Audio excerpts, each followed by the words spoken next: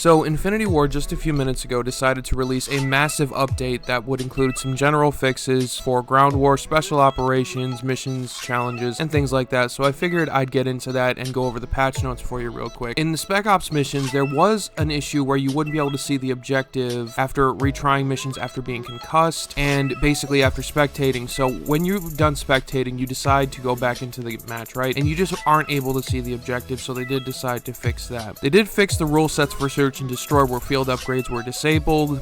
They fixed the exploit where players could duplicate their kill streaks. Basically, that was a huge annoying thing. People could just consistently duplicate their kill streaks, and it was just really fucking annoying. There was a fix for the blue V optic challenge not displaying proper text description, and a fix for the misspelling of the word trophy. Guys, we finally did it. We fixed the spelling of the word trophy, and you know, that's just wow. There's been some general fixes to ground war, which are pretty simple. They fixed a bug that could cause a filter on the respawn selection screen to stay on the screen when spawning back in. They also fixed an issue for when the select loadout screen would keep reappearing after already selecting a loadout and reattempting to spawn back in. As far as the missions and challenges go, there are basically a couple of challenges that have been fixed. The Infiltrator Challenge, the Warriors Code Challenge, the Aggression Challenge, the Dominator Challenge, Munitions Challenge, the Officer Progression Challenge, Launch Destroyers, the Officer Progression Challenge, Launch Heartbreaker, and you know, a couple others such as Precision Airstrike, Karma, and Close and Personal. The weapons who have received buffs and or nerfs. The AUG has an increased close range damage, an increased mid-range, and reduced chest multiplier. The 725, now this is huge. 725 has been a massive topic, and people are really getting sick of the way that Infinity Ward is handling this particular gun. So what they did was they did a small reduction to the base weapon damage at range. They did a specifically reduced damage range added by attachments, small hip spread increase, which means basically it's harder to fire the gun at close range. It will sway a little bit more when you actually fire it. They also decided to reduce effective damage at the hip, which I think will balance out the gun quite well. I don't really think that it's going to do much more than it already has, but the 725 is always going to be overpowered in my opinion, and that's just that. The Model 680, there's been a slight reduction in damage range for all range extending attachments. Now, the shotguns in this game are really overpowered, so I think that that's really